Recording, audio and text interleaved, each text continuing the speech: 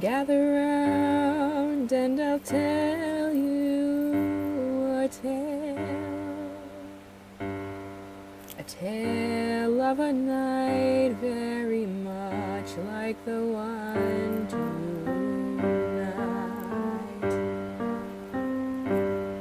The rain pelted cruelly, the wind tore my hood as I ran through the wood to my homestead.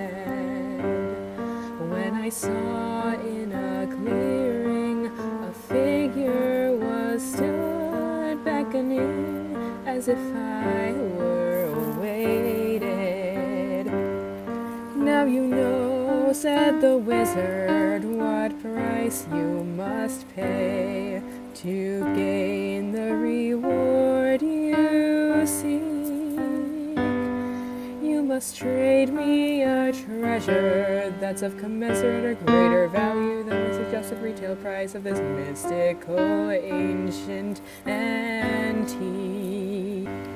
So I granted the wizard a book forged in chrome, though it pained me to part, and regret filled my mind.